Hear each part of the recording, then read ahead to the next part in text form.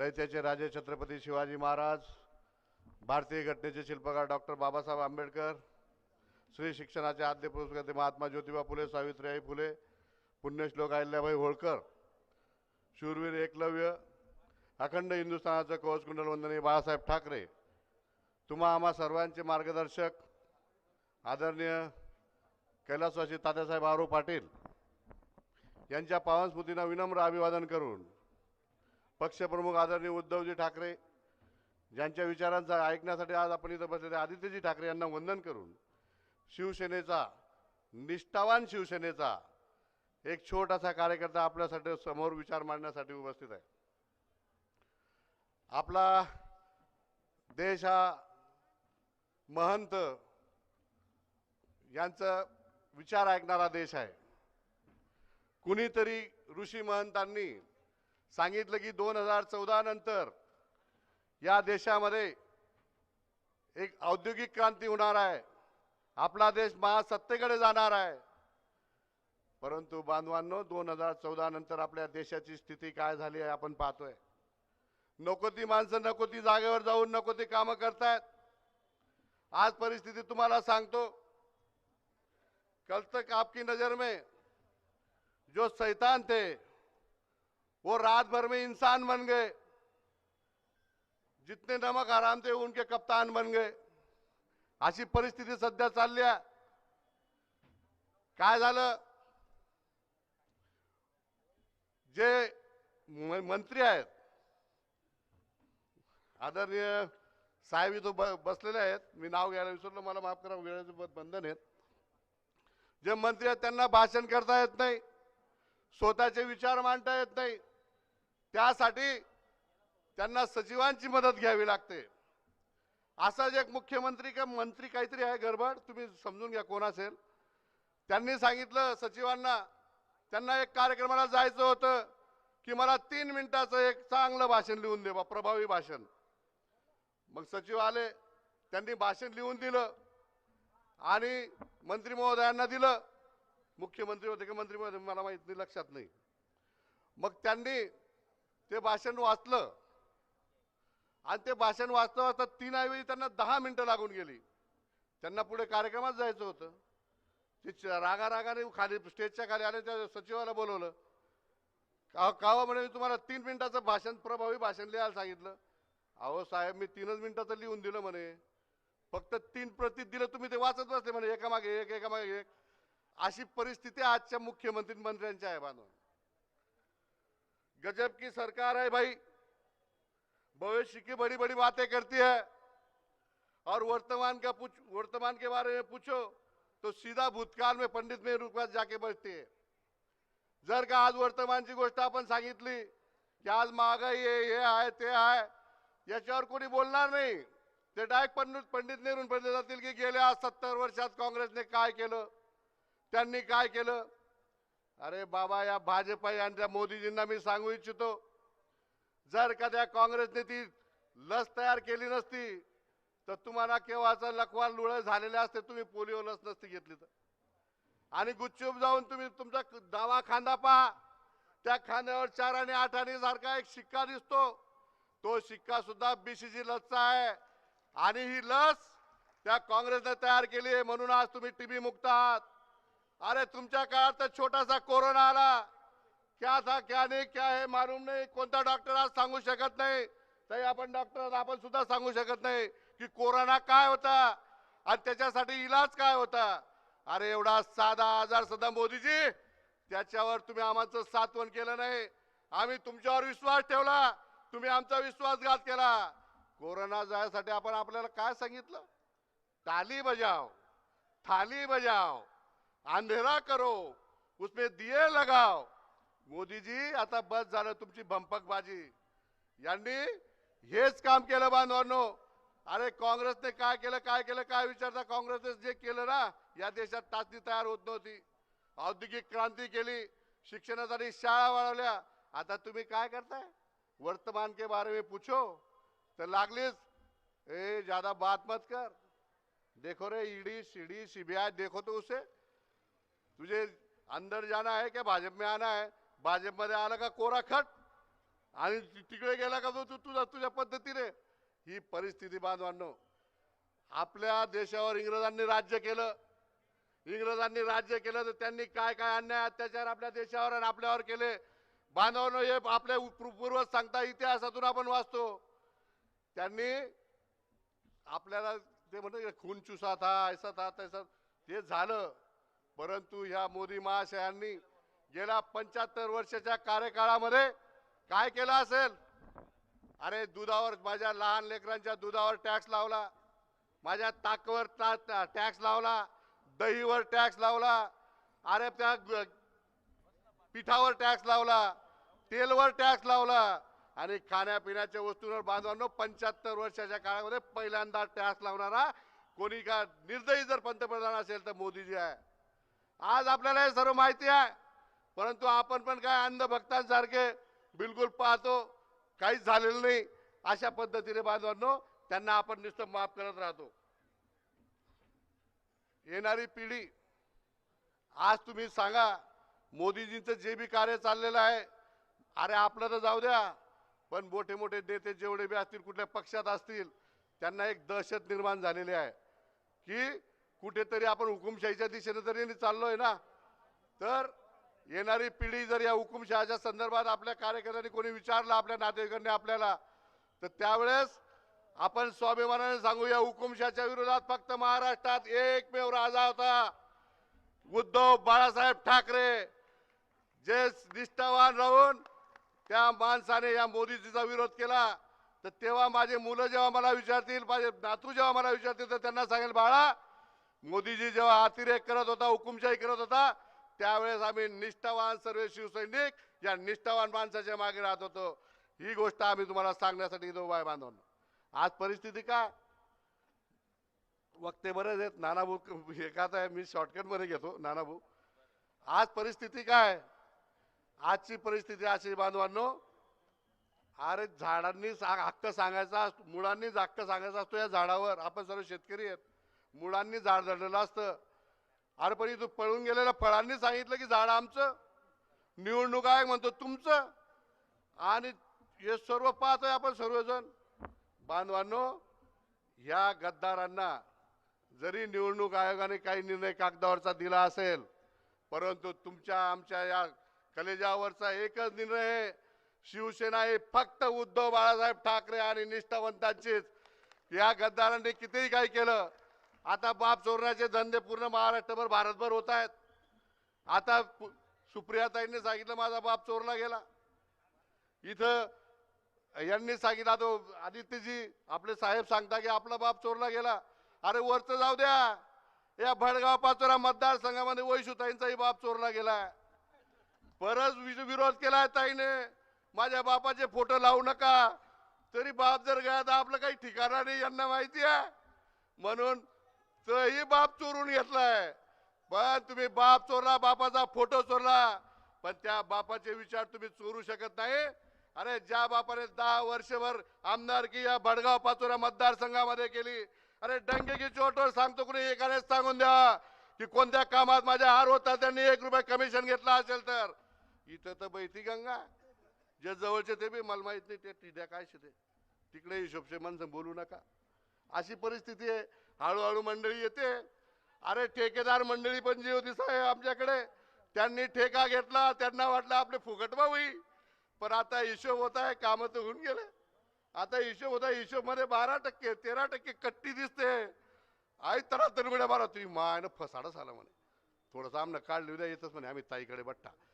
निवडणुकीपर्यंत तुम्हाला सांगतो बांधवांनो, यांच्याकडे जेवढे बी ठेकेदार कंपनी आहे 75% ताईंच्या बाजूने येऊन हा भगवा महासागर ताईंच्या मागे राहून पुढचे आमदार ताई झाल्याशिवाय राहणार नाही, एवढे आपल्या सर्वांकडून मी आशा बाळगतो आणि माझं लांबलेलं भाषण संपवतो. जय हिंद, जय महाराष्ट्र.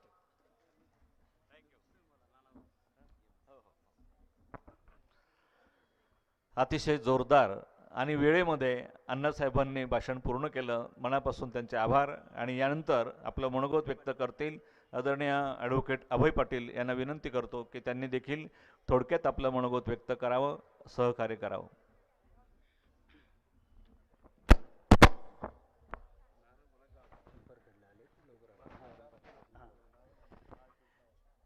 एक आपण घोषणा देऊ सुरुवातीला.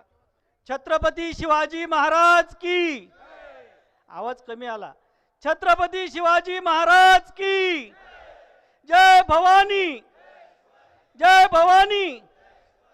महाराष्ट्राचा आराध्य दैवत छत्रपती शिवाजी महाराज, जगद्गुरु तुकाराम महाराज, तथागत गौतम बुद्ध, डॉक्टर बाबासाहेब आंबेडकर आणि या देशाला ज्यांनी ज्यांनी ज्ञान दिलं, दिशा दिली, ते सगळ्या महापुरुषांना वंदन करतो. मित्रांनो, माझ्या अगोदर बापनाजींनी खूप सारे प्रश्न मांडलेले आहेत, गणेशांनाही बोललेले आहेत. आजची जनसंवाद यात्रेनिमित्त जी काही सभा आहे, हा एक प्रकारे निवडणुकीचा बिगुल आहे असं म्हटलं तरी काही हरकत नाही. हा संवाद तुमच्याशी का साधायचा आहे तर अलीकडच्या काळामध्ये म्हणजे जे 20-25 वर्षाचे जी काही मुलं युवक आहेत आजच्या काळामधले, यांना आंदोलनं आज माहिती नाही आहेत, यांना रस्त्यावर उतरणं माहिती नाही आहे. आपल्या कपाशीला 10-11 हजार रुपये भाव मिळत होता, तो आता 4-4.5 हजार रुपयावर आला. पहिल्या वेचणीचा 6 हजार रुपये आणि नंतर 4,048-45च्या भावाला, पण तरी आपण बोलायला तयार नाही. आपल्या सोयाबीन 40% 50% मार खाल्ल्यानंतर सुद्धा तिला भाव मिळत नाही. आपला पीक विमा मंजूर होत नाही. आपल्या शेतकऱ्यांचे प्रश्न मांडण्यासाठी ज्याला आम्ही निवडून दिलेला आहे, तो माणूस शेतकऱ्यांचे प्रश्न मांडण्यापेक्षा माझ्या बाजार समितीमध्ये माझा जो इंटरेस्ट आहे त्याच्यासाठी तहसीलदारला कसं निलंबित करता येईल याच्यासाठी प्रश्न मांडतो. त्या अशा ना करत्या माणसाला आपण निवडून दिलं, त्याच्या विरुद्धचा एल्गार करावा म्हणून आपण ही सभा घेतलेली आहे. ही सभा फक्त आदित्य साहेबांनी केवळ शिवसेना काय आहे, उद्धव बाळासाहेब ठाकरे काय आहेत यांचा विचार सांगण्यासाठी घेतलेली नाही. तर मित्रांनो, ही सभा अशी आहे की याच्या पुढच्या काळामध्ये या लोकसभेच्या निवडणुकीनंतर जर भाजप पुन्हा एकदा सत्तेवर आलं तर तुमचा माझा स्वातंत्र्याचा जो अधिकार आहे, तुमचा माझा बोलण्याचा जो अधिकार आहे, तुमचा माझा मत मांडण्याचा जो अधिकार आहे, हा काढून घेतला जाणार आहे. 1.5 वर्ष झाले, 2 वर्ष झाले जिल्हा परिषद, पंचायत समिती, नगरपालिकेच्या निवडणुका नाही. तुमच्या भडगावच्या नगरपालिकेला मला वाटतं 4-5 वर्ष झालेत निवडणुका नाही आहेत. आणि याचा आता सरकारला आता हळूहळू कळायला लागलेलं आहे की निवडणुका नाही घेतल्या तरी प्रशासक काम करू शकतात. म्हणून जी काही भाजपची मूळ धारा आहे, जे गोवळकरांच्या पुस्तकामध्ये लिहिलं होतं की या देशाला जे विकेंद्रीकृत सत्ता केंद्र केलेलं आहे, जे लोकांना राज्य वाटून दिलेलं आहे ग्रामपंचायत पासून तर संसदेपर्यंत, हे सगळं मोडीत काढायचं आणि मोदीला राजा करायचं. आणि म्हणून येणाऱ्या काळामध्ये जर पुन्हा आपण सत्तेवर भाजपला बसवलं तर कदाचित पुढच्या काळामध्ये तुमचा आमचा मतदानाचा हक्क काढला जाईल. आणि मतदानाचा हक्क काढल्यानंतर तुम्हाला तुमच्या भावासाठी भांडता येणार नाही, तुमच्या शेतीमालासाठी भांडता येणार नाही, तुमच्या पीक विम्यासाठी भांडता येणार नाही. 2 वर्ष झाले आपल्या मतदारसंघामध्ये नुकसान भरपाईचा पैसा मिळालेला नाहीये. मग मला सांगा, एकीकडे आपले आमदार पत्रकार परिषद घेतात, 2 वर्ष 2.5-3 वर्षापासून, दादा आमच्याकडं पद्धत आहे आमच्या आमदारांची, 3 वर्षापासून पत्रकार परिषद घेतात आणि तेच कामं पत्रकार परिषदेमध्ये दरवेळेला सांगतात की इतके कोटी मंजूर करून आणले म्हणून. पण शेतकऱ्यांसाठी मी काय केलं, मी शेतकऱ्यांसाठी कष्टकऱ्यांसाठी काय प्रश्न मांडले याच्यासाठी मात्र त्यांच्याकडे कुठलंही उत्तर नाही. सोयाबीनचा पीक विम्यामध्ये समावेश झाला पाहिजे पाचोरा तालुक्यातल्या काही भागाचा, म्हणून आम्ही सातत्याने त्यांना लिहिलं. त्यांनी प्रश्न मांडला, कधी मांडला, शेवटच्या दिवशी, ज्या दिवशी ठराव होणार नव्हते. अशा या नाकर्त्या माणसाला घालवण्याचा जर आपण चंग बांधला असेल तर येणाऱ्या काळामध्ये लोकसभेपासून आपल्याला सुरुवात करावं लागेल. कारण लोकसभा जर आपण जिंकलो म्हणजे काय उद्धव बाळासाहेब ठाकरे जिंकले किंवा महाविकास आघाडी जिंकली असं नाही. ही लढाई खऱ्या अर्थाने आता भाजप विरुद्ध जनता अशी राहणार आहे. ही लढाई खऱ्या अर्थाने तुम्ही आणि भाजप अशी राहणार आहे. ही लढाई खऱ्या अर्थाने मनुवादी, ज्यांच्यामध्ये तुम्ही आम्ही सगळेजण शूद्र आहोत आणि आपली लायकी फक्त शूद्रासारखी ढोरासारखी आहे, हे ज्यांच्या मनामध्ये ठासवलं गेलेलं आहे संघाच्या शाखांमधून, त्यांच्या विरुद्ध या सर्वसामान्य लोकांची, बहुजनांची लढाई राहणार आहे. आणि म्हणून ही लढाई गांभीर्याने घ्या. या लढाईला जेव्हा मतदानाची वेळ येईल, मे-मध्ये, एप्रिलमध्ये ज्या वेळेला मतदान होईल, तर तुमच्याकडं आता फक्त पाकिटात पैसे येत होते, आता खोक्याने पैसे येतील. कारण खोक्यांनी पैसे घ्यायची सवय या महाराष्ट्राला भाजपने लावलेली आहे. फक्त एकच ढाण्या वाघ, ज्याला खानदानी राजपूत म्हणतो, तसे आपले दादा राहिलेत की ज्यांनी 50 कोटी रुपये लाथाडले आणि उद्धव साहेबांवर निष्ठा व्यक्त केली, असे आता दुर्मिळ राहिलेले आहेत. आणि म्हणून आम्हाला हा निर्णय घ्यायचा आहे की येणाऱ्या निवडणुकीमध्ये आपल्याला पुढच्या काळामध्ये जर जगायचं असेल, आपल्या मुलांना शिक्षण मोफत मिळालं पाहिजे, आपल्या मुलांना आम्हाला आपल्या आईवडिलांना आरोग्याची सेवा मोफत मिळाली पाहिजे. आपल्याला जगण्यासाठी ज्या गोष्टी सामान्यपणे लागतात, ज्या 70-75 वर्षांमध्ये आपल्याला मिळत होत्या, ज्याच्यासाठी आपण कायम कधीही आक्रोश केला नाही, आता मात्र वाटतं की दवाखान्यांमध्ये, सरकारी दवाखान्यांमध्ये औषधं नाही आणि खाजगी दवाखान्यांचे बिलं भरण्याची आपली पात्रता नाही, अशी परिस्थिती ज्या सरकारने आपल्यावर आणलेली आहे, त्या सरकारला आता आपल्याला घालवायचं आहे. म्हणून ही लढाई तुमची माझी या भाजपच्या विरुद्ध आहे. आणि या भाजपने ज्यांना भाडोत्री म्हणून विकत घेतलेलं आहे, ते एकनाथ शिंदेचे कार्यकर्ते असतील, एकनाथ शिंदेचे आमदार असतील, अजित पवारांचे आमदार असतील किंवा त्यांचे जे काही कार्यकर्ते असतील, हे सगळे भाडोत्री आहेत. उद्या जर भाजप पडलं तर हे कधी पळून जातील यांचा सुद्धा नेम सांगता येणार नाही. आणि म्हणून यांच्या विरुद्धची लढाई आम्हाला लढायची आहे. ही खूप सोपी लढाई नाही आहे, खूप कुटीलपणे लढली जाईल. याच्यासाठी मराठ्यांमध्ये आणि ओबीसींमध्ये भानगडी लावल्या जातील, याच्यासाठी दलितांमध्ये आणि आदिवासींमध्ये भानगडी लावल्या जातील, याच्यासाठी मराठ्यांमध्ये आणि दलितांमध्ये भानगडी लावल्या जातील. अशा पद्धतीने तुमच्या आपसामध्ये मारामाऱ्या करा आणि आम्हाला निवडून द्या, अशा प्रकारची रणनीती या पुढच्या शांततेने आपल्या पुढच्या पिढ्यांना जर चांगलं आयुष्य द्यायचं असेल तर आपल्याला येणाऱ्या काळामध्ये कुठल्याही परिस्थितीमध्ये भाजपला पराभूत केल्याशिवाय दुसरा कुठलाही पर्याय नाही. झालं राम मंदिर झालं, राम मंदिराच्या नावावर राजकारण करून झालं. आपल्या हिंदू धर्माच्या जे प्रमुख आहेत त्यांनी वारंवार सांगितलं की ते मंदिर फक्त 40% बांधलेलं आहे, त्याला शिखर नाही, त्याला कळस नाही. कळसाची प्राणप्रतिष्ठा झाल्याशिवाय मूर्तीची प्राणप्रतिष्ठा होत नाही. तरीही आचारसंहितेचा नियम आडवा येईल म्हणून 22 तारखेला घाईघाईमध्ये राम मंदिराचं प्राणप्रतिष्ठा करून घेतली. पण तुम्हाला कदाचित हे माहिती नसेल, राम मंदिराचे ज्या वेळेला न्यायालयाने दरवाजे बंद केले होते, ते दरवाजे उघडण्याचं काम राजीव गांधींनी त्यांच्या सत्ता काळामध्ये केलं होतं. तेव्हा सत्तेत काँग्रेस होती. पण हे सांगणार नाहीत. या देशामधून जेव्हा इंग्रज चालले गेले त्यावेळेला आपल्याकडे सुई सुद्धा तयार होत नव्हती. त्या सुईपासून तर आज त्यांना हातामध्ये इंटरनेट देण्यापर्यंतची, ज्या इंटरनेट आणि सोशल मीडियाचा वापर करून भाजप 14 मध्ये सत्तेवर आलं, त्या इंटरनेट आणि प्रगतीचा जो काही प्रवास झालेला आहे भारताचा, हा काँग्रेसच्या काळामध्ये झालेला आहे. आणि ते म्हणतात 70 वर्षात तुम्ही काय केलं? 70 वर्षामध्ये 55 लाख कोटी रुपये ह्या देशावर कर्ज होतं. किती होतं? 55 लाख रुपये 14 पर्यंत, 2014 पर्यंत. आणि 2014 ते 2023 या काळामध्ये 153 लाख कोटी कर्ज आपल्या देशावर झालेलं आहे. विचार करा, 55 कोटी भागीला 70 आणि 153 भागीला 9 वर्ष, तर हा पैसा गेला कुठं? कंपन्या विकल्या. ज्या कंपन्या नेहरूंपासून तर आतापर्यंतच्या सर्व राज्यकर्त्यांनी या देशामध्ये उभ्या केल्या, त्या नफ्यामध्ये होत्या. त्या कंपन्यांमुळे देशाचा GDP वाढला होता. त्या कंपन्या अदानी अंबानी सारख्या आपल्या मित्रांना कवडीमोल भावामध्ये विकल्या. एअरपोर्ट विकले, रेल्वे विकली, एसट्या विकल्या. आता जर भाजपला आम्ही पाडलं नाही ना, तर उद्या तुमच्या अंगावरचे कपडे सुद्धा विकायला भाजप कमी करणार नाही. आणि म्हणून सावध राहा. हे सगळं विकल्यानंतर सुद्धा त्यांची हौस फिटली नाही. म्हणून कोरोनामध्ये PM केअर फंड काढला. आपल्या या मुख्यमंत्र्याने, माजी मुख्यमंत्र्याने फडणवीसने PM केअर फंडमध्ये पैसे गुंतवायला लोकांना सांगितलं, पण महाराष्ट्र सरकारच्या अधिकृत मदत केंद्रामध्ये पैसे गुंतवायला नाही सांगितलं. मग हा PM केअरचा पैसा कुठे गेला म्हणून न्यायालयामध्ये एकाने याचिका टाकली, तर सरकारने सांगितलं आम्ही पैसा काय केला हे सांगायची जबाबदारी आमची नाही. भ्रष्टाचाराच्या ज्या गप्पा मारून 14 मध्ये भाजप सत्तेवर आलं होतं, त्या भ्रष्टाचाराचे सगळे रेकॉर्ड मोडले. इतके रेकॉर्ड मोडलेत त्यांनी की एकीकाळी अजित पवार कसा 70,000 कोटीचा भ्रष्टाचार करतो म्हणून सांगणारा मोदी काल परवा पुण्यात त्याचा पुष्पगुच्छ घेऊन स्वागत करतो आणि त्याच्या खांद्यावर म्हणतो वेल डन असाच भ्रष्टाचार करत राहा.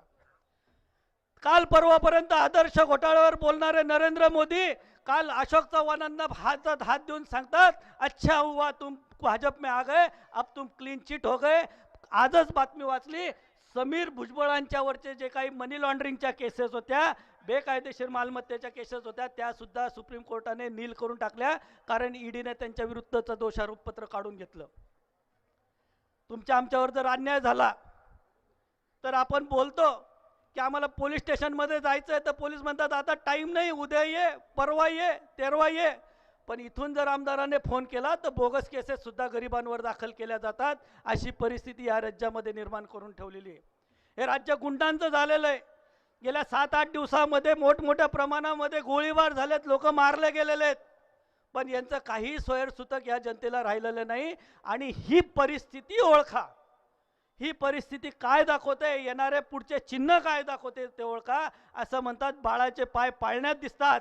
या जे 3 जणांचं सरकार आहे, अजित पवार असतील, शिंदे असतील आणि फडणवीस असतील, यांचे जे सरकार आहे, या बाळाचे पाय या 2 वर्षात आपल्याला दिसलेले आहेत. यांच्या ताब्यात जर परत हा महाराष्ट्र दिला तर तुमच्या आमच्या घरासमोर गुंड हैदोस घातल्याशिवाय राहणार नाही, हे आम्ही लक्षात ठेवा. आणि म्हणून ही जो संवाद यात्रा आहे, या यात्रेमध्ये तुम्ही आम्ही सगळे मिळून एक शपथ घेऊ की येणाऱ्या काळामध्ये काही झालं तरी चालेल, पण आम्ही भाजपला मतदान करणार नाही. भाजपची ही शिंदे आणि पवारांची जी पिल्लावळ आहे, हिला मदत करणार नाही. ही शपथ घ्या. आणि या देशाच्या ज्या शेतकऱ्यांनी आपल्याला हमी भाव मिळावा, आपल्या मालाला हमी भाव मिळावा म्हणून जो दिल्लीला आक्रोश मोर्चा काढलेला आहे, जे दिल्लीला आंदोलन सुरू केलेलं आहे, त्याला या सभेच्या निमित्तानं आपण सगळेजण पाठिंबा देऊ. आणि मोदींनी त्यांना जो निषेध केलेला आहे, त्यांना जो विरोध केलेला आहे, त्याचा आपण निषेध करू अशी मागणी या निमित्ताने करतो. आदित्य साहेब आलेले, स्वागत करू. तरी मात्र आम्ही एवढं बोलतो, माझे 2 शब्द रक्तामध्ये सळसळणारा भगवा रंग कधी कुठे कुठे फिका पडू देणार नाही. छत्रपती शिवाजी महाराज की दिसतो साधे भोळे नाही, बनकट कमजोर नाही. आपल्याला लढायचा कुणामध्ये चोर नाही, आपल्या एवढी कुणाचीही निष्ठा कठोर नाही. तुझ्या मनामध्ये आहे आपलाच भाग्य, आपण तरी कोणी बाळासाहेबांची लेकरे. पक्ष आपला ठाकरे, चिन्ह आपलं ठाकरे, आलमान शान ठाकरे, पक्ष आपला ठाकरे. अरुण भाऊ पाटील मनोगत करतील आणि घोषणाही देतील. समजा उद्या तुमच्या हातामध्ये सत्ता आली आणि तुमचे आमदार तिकडे गेले, तर मात्र आज तुम्हाला सांगतो सगळ्यांना, यापुढे एक आमदार तर शिवसेनेतनं फुटला तर मात्र माझी आपल्याला सर्वांना विनंती आहे की जे उभे कायद्याची पर्वा न करता त्याला रस्त्यात तुडवा. कुणी आला गेला तरी श्रद्धा आपली ढळत नाही, सच्चेपणा आपला हा कुठे विकत मिळत नाही. गद्दारी करून आपण शपथ घालून बळत नाही, फेकलेले तुकडे साले आपण कधी गिळत नाही. आवाज मुलाचं खतरनाक आपण तरी कोणी बाळासाहेबांची लेकरे. पक्ष आपला ठाकरे, चिन्ह आपलं ठाकरे, आलमान शान ठाकरे, पक्ष आपला ठाकरे, चिन्ह आपलं ठाकरे. मला सांभाळलं. माननीय युवा सेना प्रमुख आदित्यजी ठाकरे साहेबांचं आगमन झालेलं आहे. साहेबांना मान्यवर नम्र प्रार्थना करतो की महाराष्ट्राचा आराध्य दैवत छत्रपती शिवाजी महाराज, हिंदू हृदय सम्राट, शिवसेना प्रमुख बाळासाहेब ठाकरे, भारतरत्न बाबासाहेब आंबेडकर आणि आज विशेषतः आमच्या महाराष्ट्रातील तमाम बंजारा बांधवांचे, इतर राज्यांमध्ये असलेल्या बंजारा बांधवांचे जे नेतृत्व आहे, जे सेवालाल महाराज आहे, त्यांची देखील आज पुण्यतिथी जयंती आहे. या सर्व महापुरुषांचा प्रतिमा सोहळा मान्यवरांच्या शुभास्ते संपन्न होतोय. बोला छत्रपती शिवाजी महाराज की जय भवानी. हा आवाज कुणाचा? हिंदुहृदय सम्राट शिवसेना प्रमुख बाळासाहेब ठाकरे यांचा. उद्धव साहेब आगे बढ़ो, आदित्य साहेब आगे बढ़ो, वैशाली ताई आगे बढ़ो. संत सेवालाल महाराज की.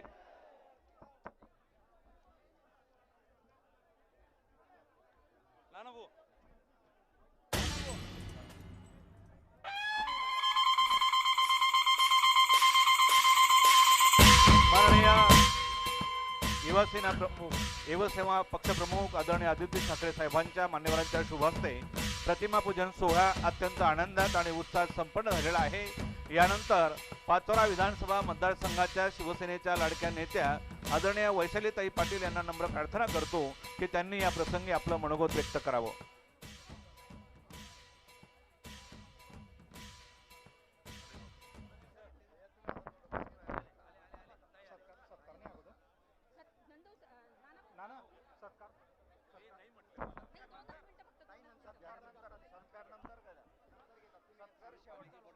यानंतर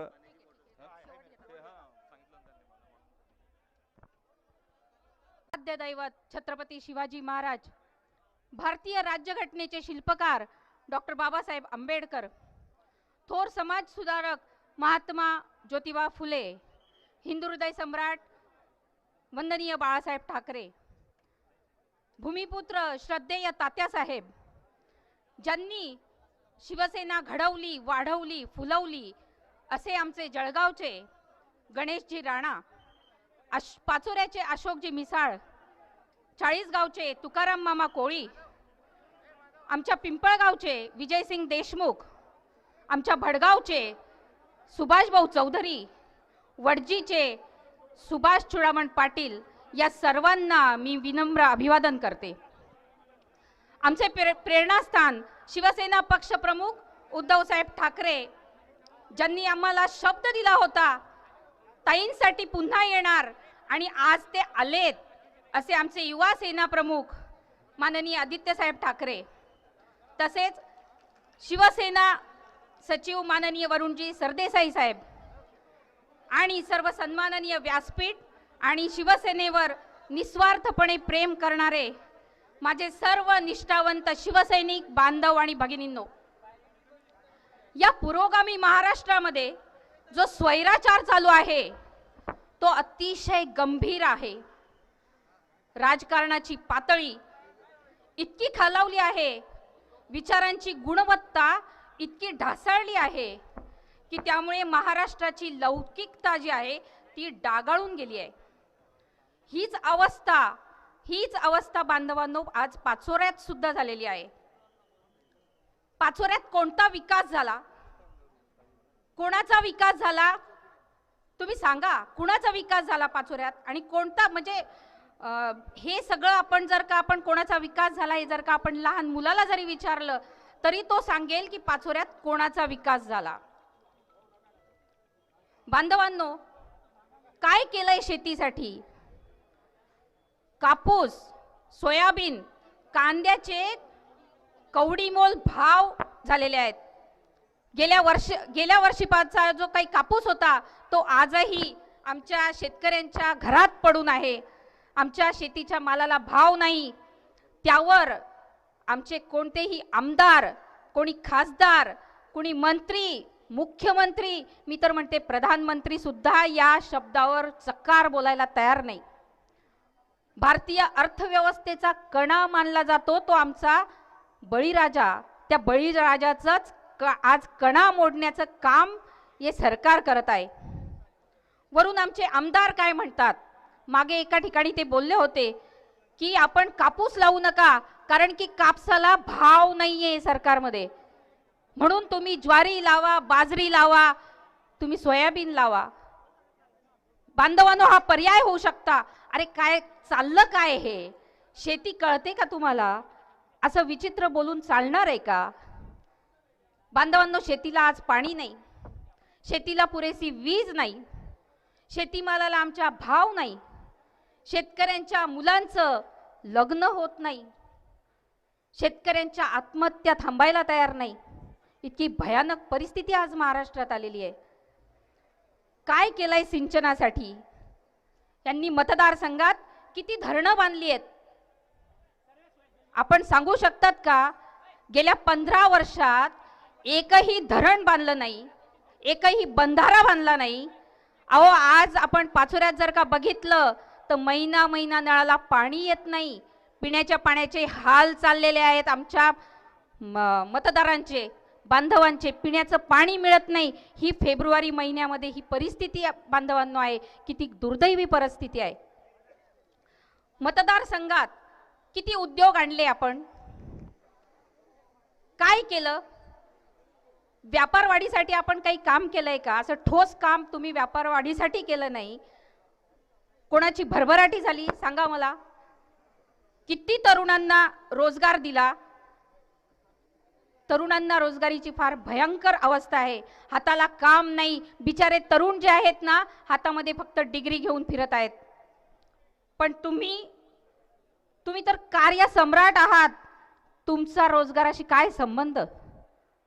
ह्या गोष्टींचा विचार करायला पाहिजे. फक्त रस्त्याचा विकास करून विकास होत नसतो. तरुणांना रोजगार लागला पाहिजे, मिळाला पाहिजे. या मतदारसंघात सरकारी शाळांची काय दुरावस्था झाली आपण बघितली असेल बांधवांनो. परत दवाखान्यांचं काय? शासकीय दवाखाने तर फक्त नावालाच आहेत. त्या दवाखान्यात डॉक्टर नाही, त्या दवाखान्यात औषधी नाही. शेती, शिक्षण, आरोग्य, वीज, पाणी आणि बेरोजगारी सर्वच क्षेत्रात अपयश आहे बांधवांनो या सरकारला. आज संबंध महाराष्ट्रात फक्त आणि फक्त टक्केवारी वाढलेली आहे, ठेकेदारी वाढलेली आहे आणि गुंडागर्दी वाढलेली आहे. ही वस्तुस्थिती कुणीही नाकारू शकत नाही. आपण टीव्हीवर दररोज ही परिस्थिती बघत आहोत.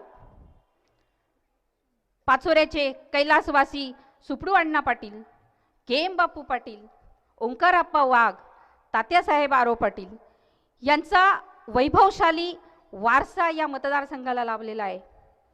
अहो, टक्केवारी, कमिशन सारखे दळभद्री राजकारण तात्यांनी कधीच केलं नाही. मग तुम्ही कसले वारसदार? केलं होतं का तात्यांनी असं काही? तात्यांनी असं कधीही केलं नाही. म्हणून तुम्ही जर त्यांनी टाकून दिलेल्या रस्त्यावर जर चालले असते तर आपण खरे वारसदार राहिले असता. आपण रस्ता चुकलेले आहात, भुललेले आहात म्हणून आपण वारसदार होऊ शकत नाही. बांधवांनो, MIDCचं काय झालं? मी आज पत्रकार बांधवांना विचारते. आमदार साहेबांनी MIDC साठी 4 पत्रकार परिषदा घेतल्या होत्या. आपल्याला आठवत असेल. आता तुम्हीच विचारा त्यांना की त्या MIDCचं काय झालं. अहो, कुठे गेली ती सुतगिरणी? सुतगिरणीच्या नावावर आमदार साहेबांनी 2 निवडणुका जिंकल्या आहेत. पण सुतगिरणीचा कुठेही पत्ता दिसत नाही. ना पाचोऱ्यात ना भडगावमध्ये कुठेही सुतगिरणी झालेली नाही. बांधवांनो, गेल्या ऑक्टोबरमध्ये पाचोरा भडगाव मतदारसंघामध्ये डेंग्यू आणि मलेरियाने अगदी थैमान घातलं होतं. तेव्हा कुठे होतात तुम्ही? दुर्दैवाने काही जण दगावले पण त्या परिस्थितीमध्ये. शेवटी मला बघवलं नाही आणि मग मी विचार केला की लाखो रुपये खर्च करून मी पाचोरा आणि भडगाव मतदारसंघात फवारणीचं अभियान राबवलं. एवढंच नाही तर आरोग्याची शिबिरं अजूनही चालू आहेत. साहेब, आज पाचोरा आजपर्यंत संपूर्ण मतदारसंघामध्ये सुमारे 2000 पेक्षा जास्त लोकांचे मोतीबिंदू मोफत ऑपरेशन या मतदारसंघात झालेले आहेत. सत्ता असो किंवा नसो, अपंग बांधवांना सायकल वाटप केली. शेतकरी आत्महत्याग्रस्त कुटुंबाला आम्ही मधल्या काळात मदत केली.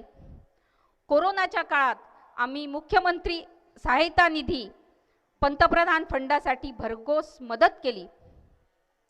निर्मल सीड्सच्या माध्यमातून हजारो लोकांना रोजगार मिळतो. शेतीच्या शाश्वत विकासासाठी आणि शेतकऱ्यांच्या प्रगतीसाठी निर्मल सीड्सच्या माध्यमातून नवं तंत्रज्ञान शेतकऱ्यापर्यंत पोहोचवलं जातं. महिलांच्या सक्षमीकरणासाठी मी नेहमीच तत्पर असते.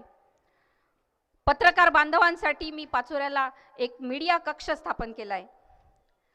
हा सर्व खर्च जो काही आहे तो मी स्वतः घरातून करते. माझ्याकडे कुठली सत्ता नाही, माझ्याकडे कुठला निधी नाही, पण जनविकासाचा जो काही ध्यास आहे तोच माझा श्वास आहे. या पद्धतीने माझं काम चाललंय. आपण गेल्या 2 वर्षापासून बघत आहात. बांधवांनो,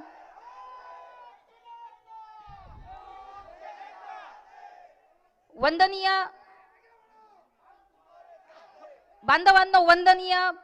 शिवसेना प्रमुखांनी किंवा माननीय उद्धव साहेबांनी आणि शिवसेनेने यांना सगळं काही दिलं, कुठलंही कमी ठेवलं नाही. यांना सत्ता दिली, यांना पद दिलेत, सर्वांना मोठं केलं होतं, तरी त्यांच्याशी गद्दारी केली. म्हणून मी आणि माझे निष्ठावंत शिवसैनिक माननीय उद्धव साहेबांच्या पाठीशी खंबीरपणे उभे आहोत, हे मी आपणाला इथे शब्द देते.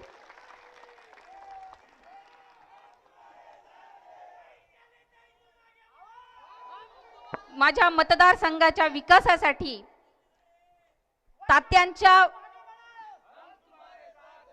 माझ्या मतदारसंघाच्या विकासासाठी आणि तात्यांच्या विकासाच्या स्वप्नपूर्तीसाठी, तात्यांचं स्वप्न म्हणजे विकासाचं स्वप्न, हे लक्षात ठेवा. मी खासदारकीचं स्वप्न नाही म्हणते.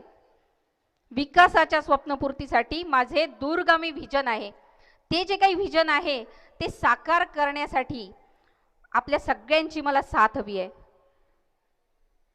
ते व्हिजन म्हणजे तरुणांना रोजगार उपलब्ध करून दिला पाहिजे, मतदारसंघात नवीन नवीन उद्योग आले पाहिजे, आरोग्याच्या अभूतपूर्व अशा सुविधा निर्माण केल्या पाहिजे, मतदारसंघात शिक्षणाचा कायापालट झाला पाहिजे, कारण तो बेस आहे.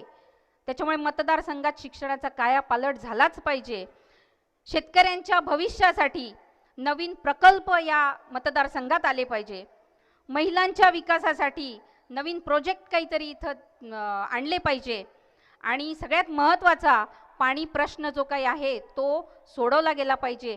हे सगळं व्हिजन मला साकार करायचं आहे. म्हणून तुमची खंबीर पद्धतीने साथ मला हवी आहे. तात्यांच्या पावलावरच पाऊल ठेवून मी चालत आहे. आपल्या सगळ्यांचे प्रेम आणि आशीर्वाद हीच माझ्यासाठी प्रेरणा आहे. दररोज मी सबंध मतदारसंघात फिरते, पण जो आपल्याकडून मला उत्साह मिळतो ती खरोखर माझ्यामध्ये एक नवचैतन्य मला दररोज माझ्यात निर्माण होतं. हे मला आपल्याला इथे खास सांगावंसं वाटते. बंधू भगिनींनो, आता जागे व्हा. अभी नहीं तो कभी नहीं.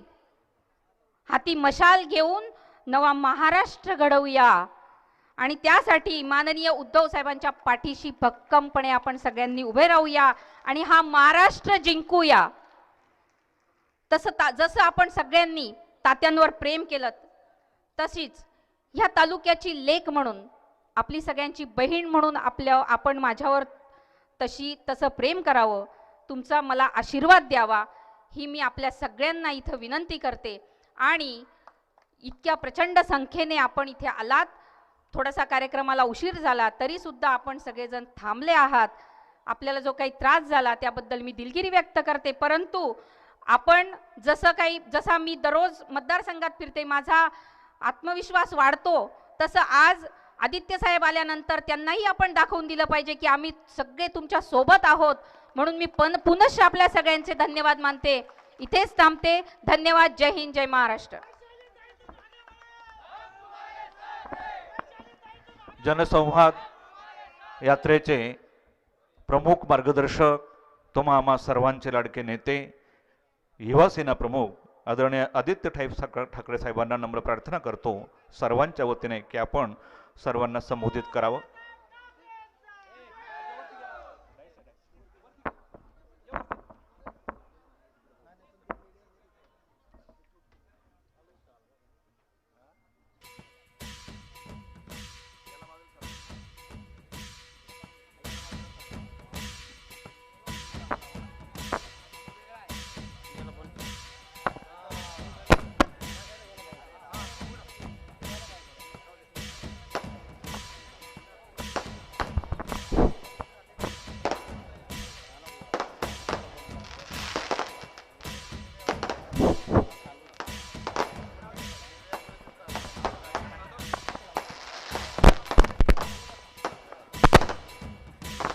हॅलो, सर्वांना विनंती आहे, सर्वांनी खाली बसून घ्यायचंय. मीडियावाल्यांना नम्र प्रार्थना आहे की आपण सर्वांनी खाली बसून घ्यावं.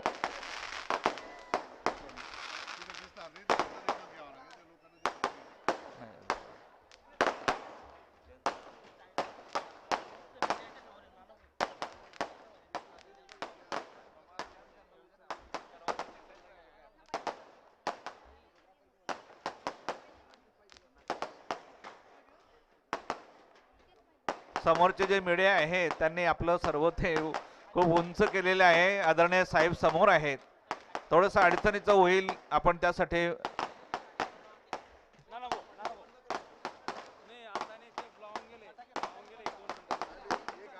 फटोके थांबवा.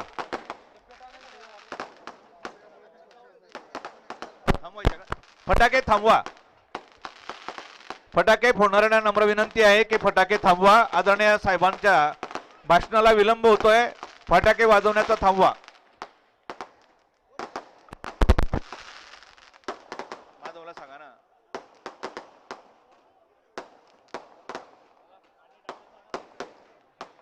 फटाके वाजवणाऱ्यांनी फटाके वाजवायचं थांबवा.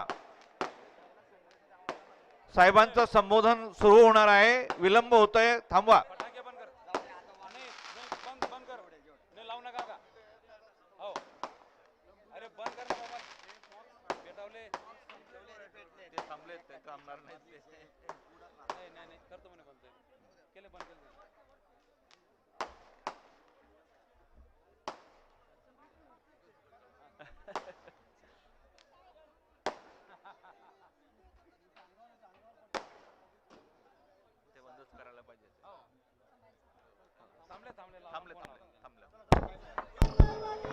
जय महाराष्ट्र.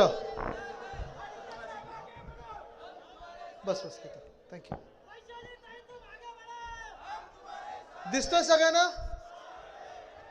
ऐकू येत आहे? अरे इकडे हल्लो तर हे बोलतील मला इकडे हल्ला. आता इथे बोलतो थांबा. मी कॅमेरावाल्याने विनंती करेन आपण कॅमेरा सेट करून थोडं खालती बसलं तर चांगलं होईल.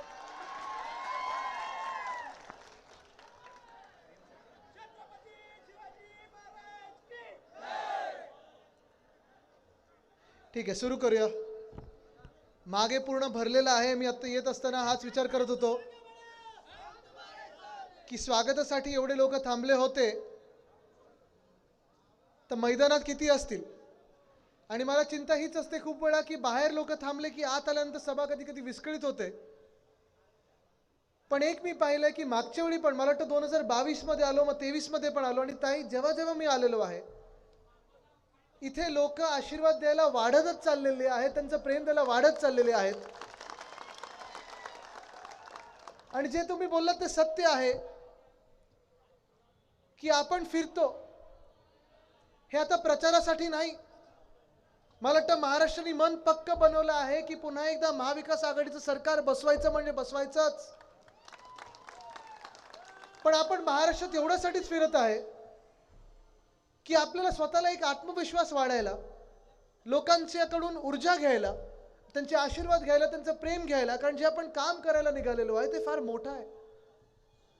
आता वैशालीताई सांगत होत्या की जसं ते स्वखर्चाने लोकांची सेवा करत आहेत. मग कुठे कॅटरॅक्टचे ऑपरेशन असतील, मोतीबिंदूचे ऑपरेशन असतील, कुठे फवारणी असेल, कुठे आरोग्य शिबिर असतील.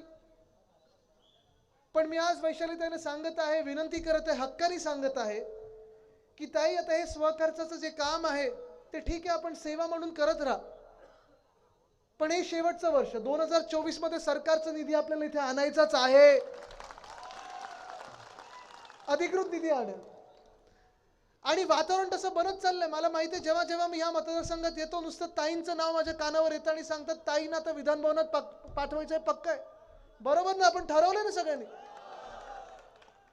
कारण हे काय आम्ही सगळे म्हणजे ताई असतील, मी आहे, आम्ही सगळेच शिवसेना उद्धव बाळासाहेब ठाकरे पक्ष म्हणून, लोकांचे प्रतिनिधी म्हणून, इथे माझ्यासोबत राजपूत साहेब आहेत कन्नडचे, ते देखील, आम्ही काही मजा मस्ती म्हणून, स्वार्थ म्हणून राजकारण करत नाही आहोत. आजची जी परिस्थिती आहे संपूर्ण महाराष्ट्रामध्ये असेल, देशामध्ये असेल, ही विचित्र परिस्थिती एक बनत चाललेली आणि ही परिस्थिती किती वाढणार हा विचार आमच्या मनात आहे, कारण ही जर परिस्थिती वाढली तर देशावर खूप मोठं संकट येऊ शकतं. आज आपण जर पाहिलं तर काश्मीर ते कन्याकुमारी, महाराष्ट्र ते बंगाल, संपूर्ण महाराष्ट्र, संपूर्ण देश अस्थिरता पाहत आहे. खास करून जिथे जिथे भाजपची राज्य आहेत किंवा भाजप प्रणित राज्य आहेत तिथे अस्थिरता ही खूप मोठ्या प्रमाणात दिसायला लागलेली आपल्याला. लडाखमध्ये मला माहिती नाही आपण किती इथे लोकांनी पाहिलं असेल, किती मीडियावाल्यांनी दाखवलं असेल. लडाखमध्ये देखील 30-40 हजार लोक रस्त्यावर उतरली होती मागच्या आठवड्यात, आंदोलन करत होती, मोर्चा काढत होती.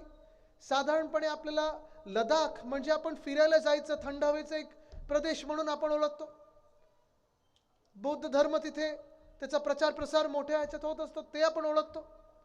लडाख आपल्याला जास्ती करून आठवतं जेव्हा 370 कलम काढलं होतं आणि आपण पण त्याला पाठिंबा दिला होता केंद्र सरकारला की 370 कलम काढलंच पाहिजे. ते काढल्यानंतर आपण देखील तो क्षण साजरा केला. पण तेव्हा जम्मू काश्मीर आणि लडाखची विभागणी केली होती आणि लडाखला केंद्रशासित राज्य म्हणून घोषित केलं होतं.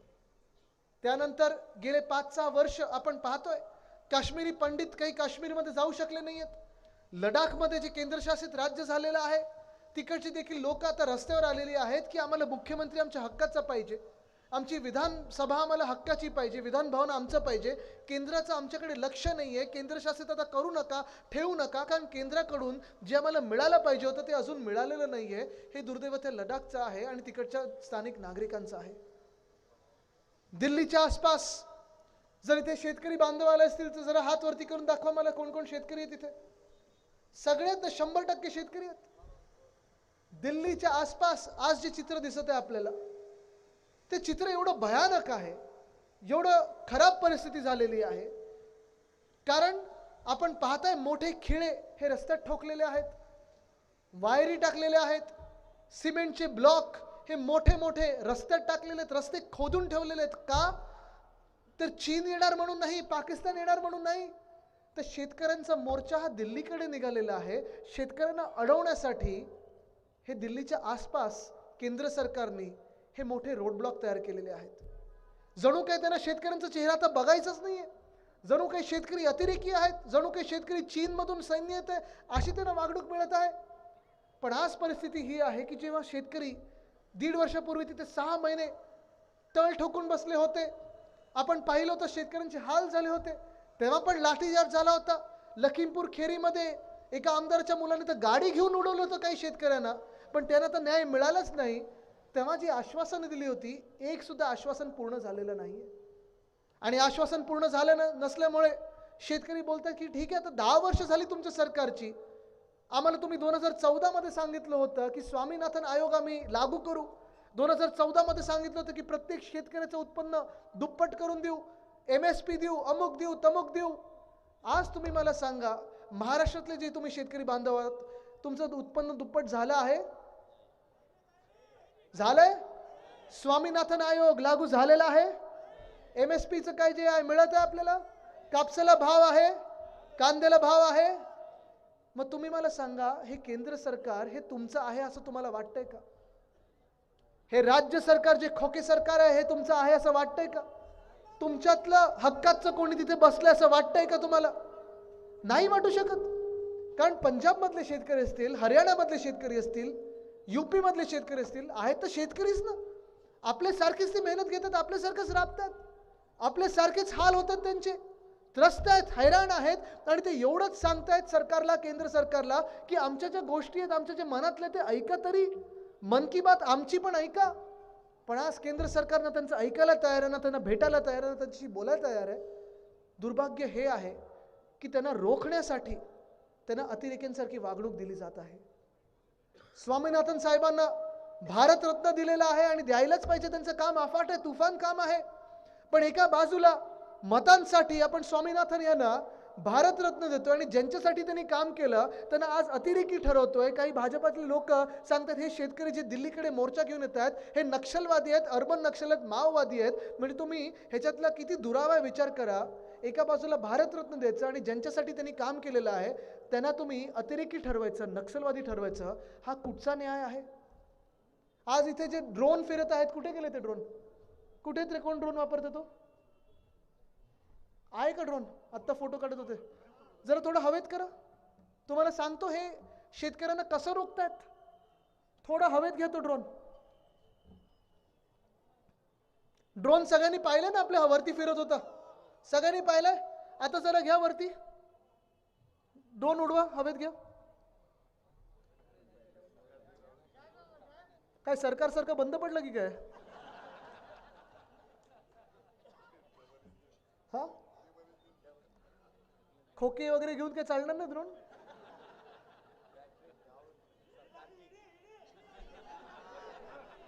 बघा, ईडी बोलेल तर उडायला लागलं. बाबा भाजपात प्रवेश करू नको, ड्रोनला सांग. आता ड्रोन एक काम करा, हाच ड्रोन थोडा लोकांवरती घेऊन जा, थोडा जवळ न्या, त्यांच्या जवळ न्या. डोक्यावर म्हणजे बसू नका, थोडं जवळ न्या, जवळ न्या. ड्रोनची भीती वाटते का कोणाला? या नाही ना? थोडं पुढे न्या. आता वाटते भीती कोणाला? नाही वाटत आहे, कारण आपल्या सर्वांना माहिती आहे ह्याच्यात कॅमेरा आहे, तुमचा फोटो येतो, तुमचा व्हिडिओ येतोय. पण हाच ड्रोन केंद्र सरकार शेतकऱ्यांवर वापरत आहे, फोटोग्राफीसाठी नाही, अश्रुधूर सोडण्यासाठी. चालेल तुम्हाला असंच तुमच्या डोक्यावर आल्यानंतर, अश्रुधूर सोडल्यानंतर? एका विश्वासाने आपण केंद्र सरकारला मतदान केलं होतं. आपल्याला वाटलं होतं आपलं सरकार बसत आहे, 2014 मध्ये असेल, 2019 मध्ये असेल. आपल्याला वाटत होतं सामान्य नागरिकांचं सरकार बसत आहे, आपल्याला वाटलं होतं शेतकऱ्यांचं सरकार बसत आहे. पण हाच ड्रोन जेव्हा धोका देतो आपल्याला, हेच केंद्र सरकार जेव्हा शेतकऱ्यांना धोका देतं, दुर्भाग्य आपल्या देशाचं हेच आहे की आपण काहीच करू शकत नाही. मोर्चा घेऊन चाललेलो आहे आपण केंद्र सरकारवर, दिल्लीवर मोर्चा घेऊन चाललेलो आहे, आंदोलनं सगळीकडे पुकारलेली आहेत, ड्रोन मधून ते अश्रुधूर करत आहेत. कदाचित असं दिसायला लागलेलं आहे की केंद्र सरकार विरुद्ध अन्नदाता. अनेकदा आपण शेतकऱ्यांना अन्नदाता देवो भव असं म्हणत असतो, शेतकऱ्यांना आपण कितीतरी पदव्या दिलेल्या आहेत, अन्नदाता बोलत आहोत, कितीतरी काय काय आपण शेतकऱ्यांबद्दल बोलायचं, कृषी प्रधान देश आहे आपण म्हणतो. पण हे सगळं केल्यानंतर ड्रोन मधून जेव्हा अश्रुधूर होतो, लाठीचार्ज होतो, गोळीबार होतो, तो कोणावर होतोय? तर तो अतिरेक्यांवर होत नाहीये, तो चायनावर होत नाही, जे चायना आपल्या लडाखमध्ये घुसत आहे त्याच्यावर होत नाहीये, पण शेतकरी बांधवांवर होतोय ना. ती धोक्याची घंटा आहे. आज महाराष्ट्रामध्ये शेतकरी आत्महत्या वाढत चालल्या आहेत. मागच्या वर्षी देखील रेकॉर्ड मोडत चाललेला आहे. खरं तर रेकॉर्ड आपण कशात मोडायला पाहिजे? रेकॉर्ड आपण ह्या गोष्टीत मोडायला पाहिजे की आपण बेरोजगारी कमी केली, गरिबी कमी केली, आपण उद्योग वाढवले, ह्याच्यात रेकॉर्ड मोडलं पाहिजेत. पण दुर्भाग्य आपल्या राज्याचं हेच आहे की एका बाजूला जिथे दक्षिण भारतातले अनेक मुख्यमंत्री केंद्र सरकारला ताठमानेने सांगत आहेत, होय आमचा जीएसटीचा पैसा असेल, आमचा कराचा पैसा असेल, आम्हाला परत द्या, आमच्या राज्यामध्ये विकास करायचा आहे. आपले घटनाबाह्य मुख्यमंत्री खोके सरकारचे दिल्ली दिसलं की घालतात लोटांगण, दिल्ली दिसलं की घालतात लोटांगण. ना शेतकऱ्यांसाठी असते बोलत आहेत, ना तरुणांसाठी काही बोलू शकत आहेत, ना महिलांसाठी काही बोलू शकत आहेत, ना गरिबांसाठी काही बोलू शकत आहेत. कारण सर्व जी काही मेहरबानी या गद्दारांवर केलेली आहे, ही खोके सरकारची मेहरबानी ही केंद्राने या गद्दारांवर केलेली आहे. आठवा ते दिवस आपले महाविकास आघाडी सरकारचे जेव्हा उद्धव साहेब मुख्यमंत्री होते, तेव्हा उद्धव साहेबांनी 2019ला आपल्या सर्वांना एक वचन दिलं होतं, शेतकरी बांधवांना एक वचन दिलं होतं की 2 लाखापर्यंतची जी कर्ज आहेत ती आम्ही माफ करू. केली की नाही कर्जमुक्ती? आपण सर्वांपर्यंत पोहोचली की नाही ती कर्जमुक्ती? आपण केली ना.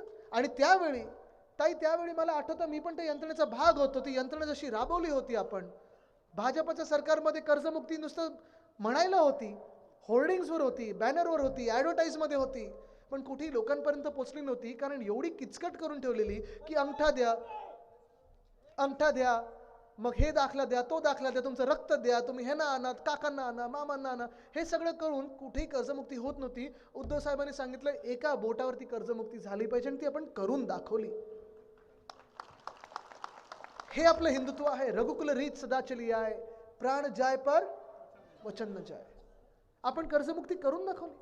मला आठवतं 2020 मध्ये अनेक संकट आपल्यावर आली. कोविड तर होतच, अर्थचक्र सगळं बंद पडलं होतं, आणि या कोविडच्या काळामध्ये मला आठवतं अर्थचक्र बंद पडल्यानंतर चक्रीवादळ आली, गारपीट झाली, कुठे अवकाळी पाऊस पडत होता, ओला दुष्काळ, सुका दुष्काळ, जेव्हा जेव्हा संकट शेतकऱ्यांवर आलेलं आहे तेव्हा उद्धव साहेब तुमचे कुटुंब प्रमुख म्हणून किंवा भाऊ म्हणून उभं तुमच्या सोबत राहिलेले आहेत. आणि जी मदत करायची होती ती पंचनामे वगैरे तर केलेच आपण, पण मदत तुमच्या खात्यांपर्यंत पोहोचली हे अभिमानाने मी तुम्हाला आज सांगू शकतो. हा नुसतं दावा नाही, हे सत्य आहे. पण एका बाजूला हे सत्य असताना जसं मी सांगतोय की दुसऱ्या बाजूला आजचं जे सरकार आहे अवकाळी सरकार आहे. कधी अवकाळी पाऊस पडला, गारपीट झाली, नुकसान झालं, पीक विमा कंपन्यांना पैसे मिळतात, पण ते विमा कंपन्या तुम्हाला पैसे देतात का नुकसान झाल्यानंतर? दिले कोणी? नाही देण्यात. आंदोलन करायची, आपण सगळं काही करायचं, पण मुख्यमंत्रीच हात बांधून बसलेले असताना, सरकारचं काही दबावच नसताना ह्या कंपन्या तरी कशाला आपल्या ऐकतील? आज पाहता तुम्ही पीक विम्याचा प्रश्न आहेच, तसाच प्रश्न मोठा झालेला आहे. जिथे जिथे नुकसान झालेलं, नुकसान भरपाई 1 रुपयाची कोणाला मिळाली नाहीये. दुर्दैव हेच आहे आपल्या राज्यामध्ये की एका बाजूला किसान हैराण आहे, जे शेतकरी आहेत, जो बळीराजा आहे, जो अन्नदाता आहे, तो हैराण आहे, त्रस्त आहे, आत्महत्या वाढत चाललेल्या आहेत. पण केंद्रात जेव्हा अर्थसंकल्प सादर केला आपल्या वित्तमंत्र्यांनी, तेव्हा जेव्हा निर्मला सीतारामन ताईंनी सादर केला अर्थसंकल्प, तेव्हा त्यांनी सांगितलं आता आम्ही 4 जातींकडे प्रामुख्याने लक्ष देणार आहोत, 4 वर्गांकडे आम्ही प्रामुख्याने लक्ष देणार आहोत. या कुठच्या 4 जाती आता सापडले त्यांना? कुठचे वर्ग आता आहे ना 10 वर्षांत आठवले तर 4 वर्ग हे आहेत. पहिला वर्ग म्हणजे शेतकरी त्यांनी सांगितलं, दुसरं त्यांनी सांगितलं युवा, तिसरं सांगितलं महिला आणि चौथं सांगितलं गरीब. एक वर्ग तर आपण पाहतोय हैराण आहे, त्रस्त आहे, शेतकरी आत्महत्या वाढत चाललेल्या आहेत. जिथे जिथे मी जातो, मी प्रत्येक वेळेला मी प्रश्न विचारतो, जेव्हा बांधावर जातो किंवा अशी संवाद सभा असते तेव्हा विचारतो, आणि आज पण तोच प्रश्न तुम्हाला मी विचारीन की तुम्हाला वाटतं का की तुमची पुढची पिढी, तुमचे मुलं असतील, मुली असतील, जे माझ्या वयाचे असतील, त्यांनी शेती करावी असं तुम्हाला वाटतं का? वाटतं का? का नाही बोलता तुम्ही? का? कारण का नाही करायचं? कापसाला भाव नाही, अजून सोयाबीनला भाव नाही, अजून कोणी सांगू शकतं का? लग्न नाही होत,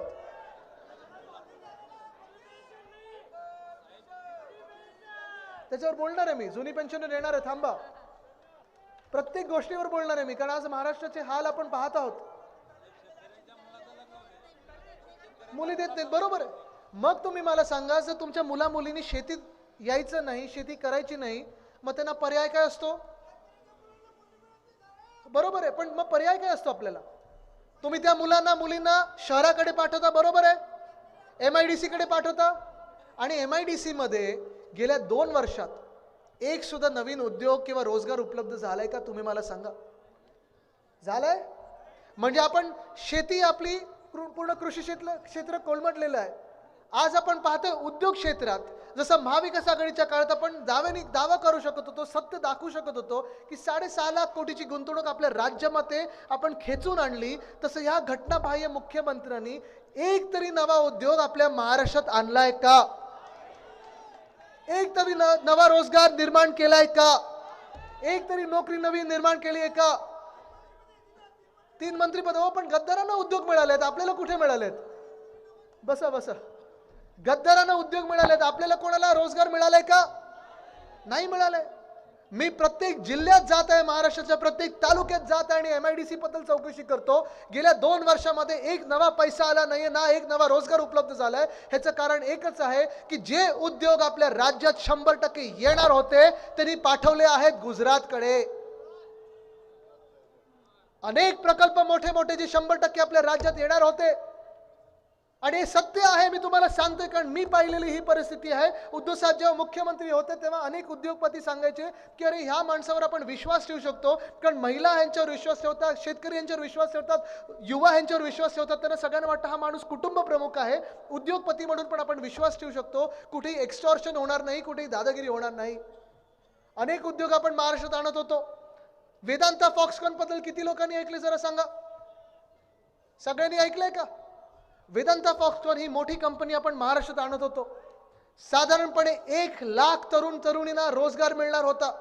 तळेगाव इथे आपण ही कंपनी आणणार होतो. सुभाष देसाई साहेब जे तेव्हाचे उद्योग मंत्री होते आणि मी स्वतः जाऊन बोलणी करून आलो होतो की महाराष्ट्रात आम्हाला हा उद्योग पाहिजे म्हणजे पाहिजे.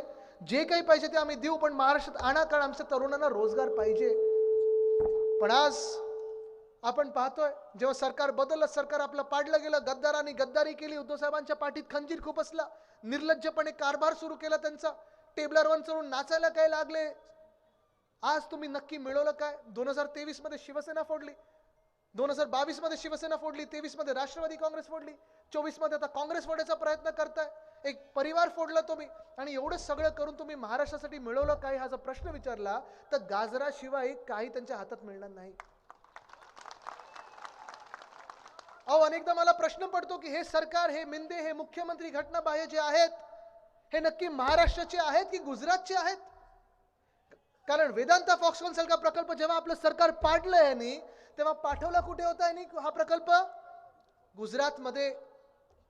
जो प्रकल्प 100% महाराष्ट्रात येत होता, जो इकडच्या तरुण मुला मुलींना नोकरी देणार होता, रोजगार देणार होता. आणि गुजरातची माझं काही वैर नाही, गुजरातला जे काही मिळत असेल त्यांच्या स्वतःच्या मेहनतीवर मिळू दे.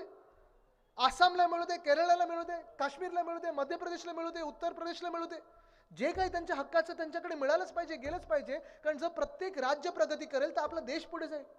पण दुःख या गोष्टीचं होतं की जे 100% आपल्या राज्यात येणार होतं ना, जे आपल्या इकडच्या स्थानिक भूमिपुत्रांना मिळणार होतं, ते जेव्हा खेचून ओढून ताणून देतात गुजरातमध्ये, तेव्हा मला राग येतो. आज परिस्थिती ही आहे की वेदांता फॉक्सकॉन गुजरातमधून पण निघून गेलेला आहे. सांगतात आम्हाला गुजरातमध्ये शक्य नाही काम करणं.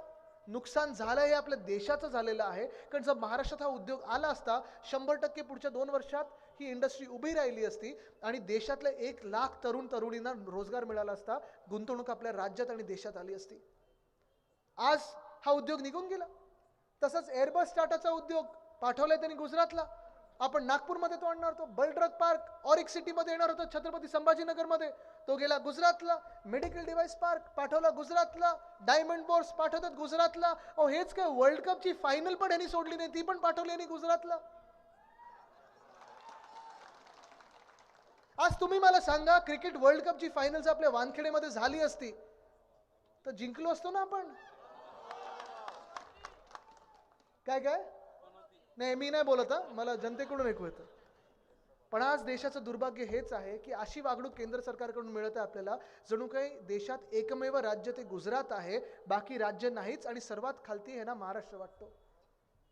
दक्षिण भारतात जसं मी सांगितलं, अनेक मुख्यमंत्री उपमुख्यमंत्री केंद्र सरकारला सांगतात की आमचा हक्काचा पैसा द्या, जीएसटीचा पैसा द्या, पण आपले मुख्यमंत्री मागतच नाहीत. कारण आपले मुख्यमंत्री स्वतःला शेतकरी मानतात. आणि मला तुम्ही सांगा, इथे सगळे शेतकरी बसलेले आहात ना, आपण शेतकरी बांधव आहात, सगळे शेतकरी आहेत ना, खोटे कोणी नाही ना इथे. आता तुम्ही मला सांगा, अशी शेती नक्की कुठची हो की जिथे त्यांच्या गावाकडे रस्ता नाही, आजूबाजूच्या शेतात जायला रस्ता नाही, पण स्वतःच्या शेतात बरोबर 2 हेलिकॉप्टर उतरू शकतात? ही कुठची शेती, कुठचं पीक लावलेलं त्याने की एवढं उत्पन्न गेल्या 5 वर्षात वाढलं? जरा सांगा. गेल्या 5-7 वर्षातच एवढं वाढलेलं आहे, पण 2 हेलिकॉप्टर बरोबर जातात, रस्ता नाही, काही नाही. काय काय? बरं, मी तुम्हाला पुढचा प्रश्न विचारतो. चला चला, तुम्हाला कदाचित हे पीक माहिती नसेल, ही भाजी कुठची ते लावतात माहिती नसेल. पुढचा प्रश्न आहे, अशी कुठची नेमकी शेती करतात ते? अमावस्येला असेल की पौर्णिमेला असेल की त्याच रात्री बरोबर शेती होते, बाकीच्या रात्री होत नाही शेती? ही लुनार शेती कुठची? मी सोलार व्हीलर बद्दल ऐकलंय हो सगळं. अच्छा, इथे पण येतात, इथे पण वाटतं शेती आहे त्यांची. पडगेला असते, पाचोऱ्याला असतात, कधी काय गावात असतात. ही नक्की कुठची शेती आहे मला जाणून घ्यायची. कारण काय, ही शेती करताना खूप सेन्सिटिव्हली करतात, ते सिक्युरिटी वगैरे घेऊन जात नाहीत. मुख्यमंत्री पण सिक्युरिटी दूर ठेवतात. हे अशी नक्की काय शेती हो की एवढी प्रगती कशी झाली? हा एक विचार करण्याचा मला वाटतं त्यांच्याकडून आपण एक सेमिनार घेऊया कधीतरी लवकरच. ते आता त्यांचं ते काही मुख्यमंत्री राहत नाहीत, त्यांच्यानंतर सेमिनार घेऊया. पण मूळ प्रश्न हा आहे की एवढं सगळं करून स्वतःसाठी कधी तुम्ही महाराष्ट्रासाठी काही जाऊन मागितलंय का? हे केंद्राकडे जाऊन तुम्ही मागितलंय का की आमचा शेतकरी हैराण आहे, त्रस्त आहे, आम्हाला मोठं पॅकेज द्या? केंद्राकडे कधी ह्या मुख्यमंत्र्यांनी मागितलंय का? ऐकलंय तुम्ही कधी? कधी तुम्ही हे ऐकलंय ह्या घटनाबाह्य मुख्यमंत्र्यांकडून, गद्दार मुख्यमंत्र्यांकडून, की आमच्या महाराष्ट्राला वेदांता फॉक्सकॉन पेक्षा मोठा प्रकल्प देणार होता, 2 वर्ष होऊन झालेत, प्रकल्प द्या? कधी ऐकलं आहे? नाही ऐकलंय. पण स्वतःसाठी मागत असतात. खुर्ची जेव्हा धोक्यात येते तेव्हा पलटात, शेती करतात, रात्री शेती करतात. कधीही महाराष्ट्रासाठी काही चांगलं केलं नाही किंवा मागितलं आहे, असे हे घटनाबाह्य अवकाळी मुख्यमंत्री आपल्या डोक्यावर बसवलेले आहेत. पण जेव्हा आपल्याला पर्यायच राहत नाही, जेव्हा आपण पाहतो की शेती ही कोलमडलेली आहे, प्रायव्हेट इंडस्ट्रीमध्ये रोजगार मिळत नाहीये, तिसरा पर्याय आपल्या डोळ्यासमोर जो येतो आणि तरुणांसाठी येतो, जे मी सांगतोय सतत, जे अर्थमंत्री बोललेत, वित्तमंत्री केंद्रातले बोललेत, दुसरा घटक, दुसरा समाज, दुसरी जात, ते म्हणजे युवा. शेतकरी झाल्यानंतर युवा. ह्याचा समाचार घेत असताना तरुणांपुढे पर्याय तिसरा जो राहतो आपला, तो म्हणजे नोकर भरतीचा राहतो. मग तलाठी भरती असेल, पोलीस भरती असेल, MPSC एक्झाम असेल, UPSC एक्झाम असेल, शासनात आपल्याला एक रोजगार पाहिजे, नोकरी पाहिजे, म्हणून आपण मेहनत करतो, 4-5 वर्ष अभ्यास करतो. छत्रपती संभाजीनगर मधून असेल, धाराशिव मधून असतील, इथून असतील, पुण्याकडे वगैरे जाऊन आपण परीक्षा देतो. पण नेमकं होतं काय?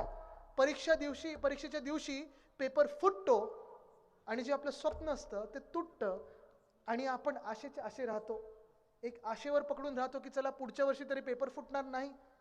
आता तलाठी भरती जी झाली, हैराण झालो मी हे ऐकून की 200 मार्काचा पेपर, पूर्णपणे 200 मार्क, त्याच्या पुढे मार्क मिळू शकत नाहीत. मिळाले किती मार्क एका व्यक्तीला? 214. मी विचारलं त्यांना, तुम्ही काय परीक्षा EVM दाबून दिली की काय? EVMचं मशीन होतं वाटतं तुमच्या समोर. 214 मार्क मिळूच कसे शकतात? पण पेपर फोडी चालू असते, पेपर फोडत राहतात. बरं, जो पेपर फोडतो त्याला काही पकडलं जातो, तपास होतो, 3 महिन्यात बेल मिळते, तो बाहेर, परत पुढच्या वर्षी पेपर फोडायला मोकळा. मी तुम्हाला आज आदित्य रश्मी उद्धव ठाकरे म्हणून वचन देत आहे की जेव्हा आपलं 2024 मध्ये सरकार बनणार, तेव्हा देशातला सर्वात कडक कायदा आपण ह्या पेपर फोडी विरोधात करू. पेपर फोडी विरोधात करू. कारण तरुणांचं आयुष्य तुम्ही उद्ध्वस्त करत आहात, स्वप्न त्यांची चिरडून टाकत आहात. हे योग्य नाही, आम्ही आमच्या महाराष्ट्रात करू देणार नाही, आमच्या भारतात आम्ही हे करू देणार नाही. आणि हे सगळं झाल्यानंतर जेव्हा पेपर फुटी वगैरे सगळं तुम्ही हे सगळं टप्पा पार केल्यानंतर नोकरी मिळते शासनात, जेव्हा एखादं पद मिळतं, ह्या गद्दारांकडून गेल्या 2-3 वर्षांमध्ये मी पाहतोय फोन यायला सुरू झालेत. SP बनू, DSP बनू, हे बनू, ते बनू, एवढे पैसे दे, तेवढे पैसे दे, बदली पोस्टिंगसाठी पैसे घ्यायला लागलेले आहेत. आणि एका बाजूला खोके भरत चाललेत, धोके वाढत चाललेले आहेत. आणि जुनी पेन्शन योजनेचा जो विषय आहे, तुम्हाला आजच सांगतो, उद्धव साहेबांसोबत मी नागपूरला येऊन तुम्हाला सगळ्यांना भेटलो होतो आणि शब्द दिलेला आहे तो पूर्ण करणार म्हणजे करणारच.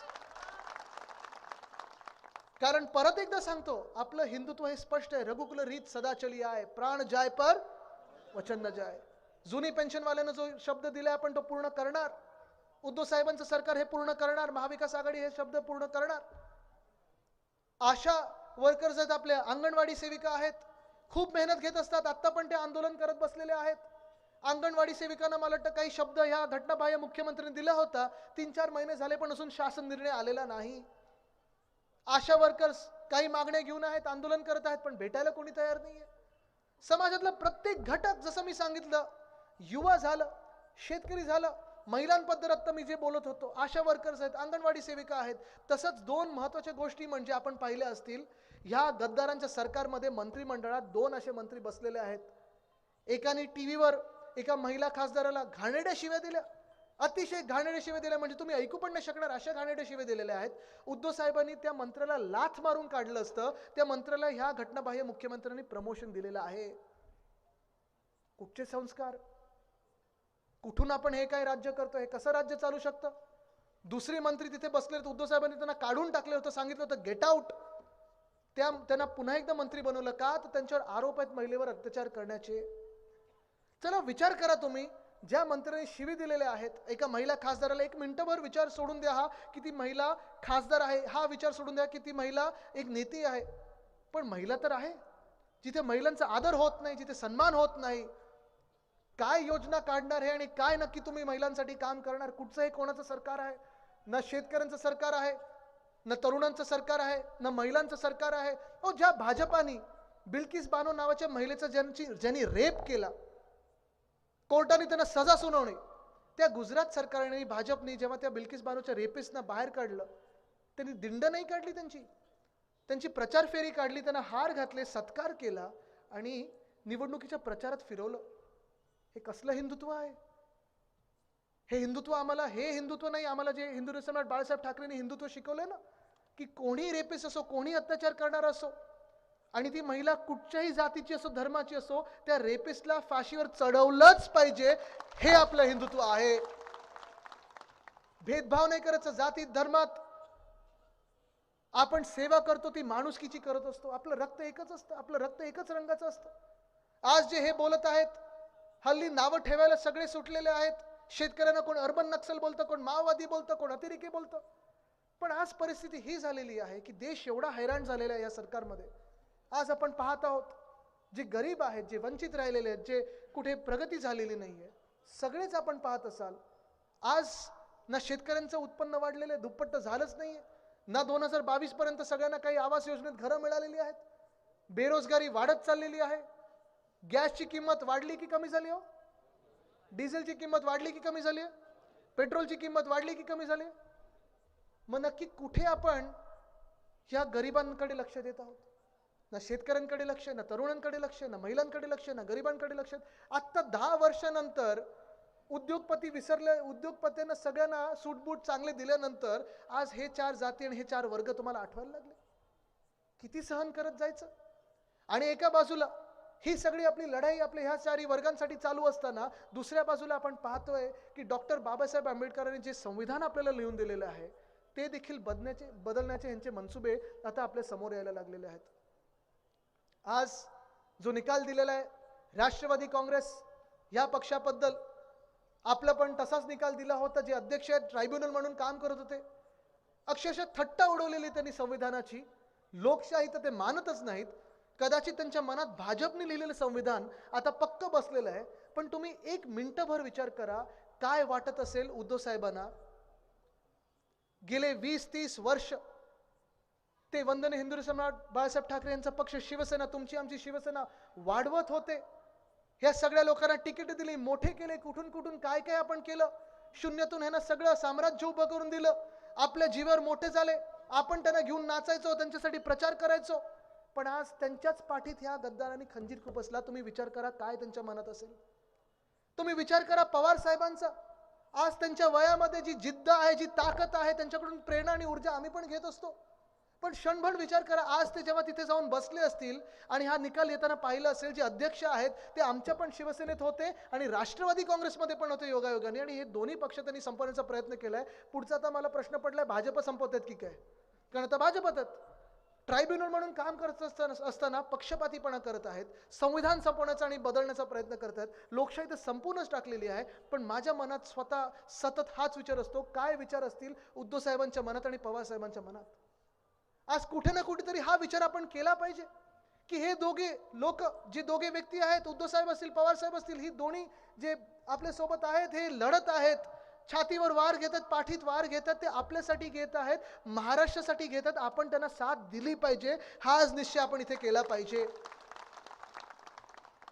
आजपासून आपण हा विचार केला पाहिजे की हे सरकार जे चाललेलं आहे, केंद्रासमोर लोटांगण घालत आहे, गुजरात समोर लोटांगण घालत आहे. आपल्याला आता आपलं सरकार आणायचं आहे, शेतकऱ्यांचं सरकार आणायचं आहे, महिलांचं सरकार आणायचं आहे, तरुणांचं सरकार आणायचं आहे. अनेक प्रयत्न होतील. पुढच्या काही दिवसांमध्ये लोकसभा निवडणुका येणारच आहेत, नंतर विधानसभा येतील, नगरपालिका असतील, जिल्हा परिषद असतील. प्रत्येक निवडणुकीत आपल्याला विचार करायचा आहे की आपण कोणाच्या सोबत राहणार आहोत. एका बाजूला भाजप, त्यांचे मित्रपक्ष ईडी, आयटी, सीबीआय, मिंदे गट आणि हा नवीन आता फुटलेला एक राष्ट्रवादीतला गट, हे सगळे तुमच्याकडे येणार, खोट्या भूलथापा तुम्हाला देणार, खोटी आश्वासनं तुम्हाला देणार. तुम्ही बळी पडणार आहात का? कदाचित हे येणार. आणि मग जर तुम्ही या खोट्या भूलथापांना, खोट्या आश्वासनाला बळी पडला नाहीत तर त्यांचं दुसरं शस्त्र ते काढणार. जाती जातीमध्ये वाद निर्माण करणार, धर्माधर्मामध्ये वाद निर्माण करणार. तुम्ही बळी पडणार आहात का? तुम्ही समाज म्हणून विखुरले जाणार आहात का? कारण आपलं हिंदुत्व आणि त्यांचं हिंदुत्व हे वेगळं आहे. शिवसेना उद्धव बाळासाहेब ठाकरे पक्षाचं हिंदुत्व हे घरातलं चूल पेटवणारं हिंदुत्व आहे. भाजपचं हिंदुत्व हे घर पेटवणारं हिंदुत्व आहे. घर पेटवून काही मिळणार नाही. घर पेटवून, देश पेटवून, राज्य पेटवून काही मिळत नाही. पेटवायचे असतात तर मशाली पेटवायचे असतात, चुली पेटवायचे असतात. कारण चुलीनी पोट भरतं आणि मशालानी अंधकार दूर होतो. तो मशाल पेटवण्यासाठी आता तुम्ही तयार झाला पाहिजे. इथून पुढे निघताना मी आपल्याला एवढंच सांगेन की हा निर्धार तर तुम्ही केलेला आहे, निश्चय मला तुमच्या डोळ्यांमध्ये दिसत आहे. पण जरा मनगट वरती करून तुमची ताकद दाखवा.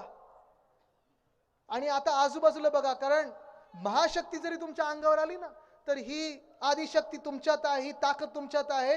हीच ताकद जे आपल्याला संपायला निघालेले आहेत त्याला संपवल्याशिवाय राहणार नाही. धन्यवाद. जय हिंद, जय महाराष्ट्र, वंदे मातरम. आजच्या जनसंवाद महासभेचे प्रमुख मार्गदर्शक आदरणीय आदित्य ठाकरे साहेबांचा सत्कार आदरणीय वैशालीताई पाटील, आदरणीय दीपकसिंग राजपूत, उद्धव मराठे, दीपक पाटील, शरद पाटील, गणेश परदेशी, अरुण पाटील आदी मान्यवरांना नम्र प्रार्थना करतो की आपण साहेबांना सन्मानित करावं.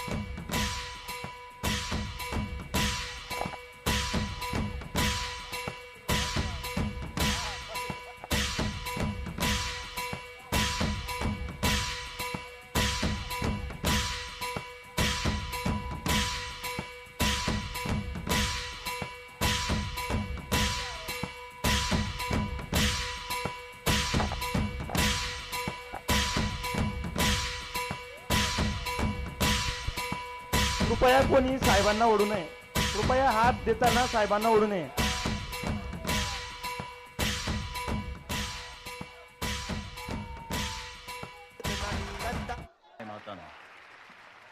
पडू देणार नाही. मनामध्ये माझ तरी आपण मुजोर नाही, दिसतो साधे भोळे तरी मनगट कमजोर नाही. आपल्याला लढायचा कुणामध्ये जोर नाही, आपल्या एवढी कुणाचीही निष्ठा कठोर नाही. तुमच्या मनामध्ये आहे आपलाच भाग्य, आपण तरी कोणी बाळासाहेबांची लोकरे. पक्ष आपला ठाकरे, चिन्ह आपलं ठाकरे, आन बान शान ठाकरे. पक्ष आपला ठाकरे, चिन्ह आपलं ठाकरे. समजा उद्या तुमच्या हातामध्ये सत्ता आली आणि तुमचे आमदार तिकडे गेले तर मात्र आज तुम्हाला सांगतो सगळ्यांना, यापुढे एक आमदार जर शिवसेनेतनं फुटला तर मात्र कायद्याची पर्वा न करता त्याला रस्त्यात तुडवा. कुणी आला गेला तरी श्रद्धा आपली ढळत नाही, सच्चेपणा आपला हा कुठे विकत मिळत नाही. गद्दारी करून आपण शेपूट घालून पळत नाही, हे दिलेले तुकडे साले आपण कधी गिळत नाही. आवाज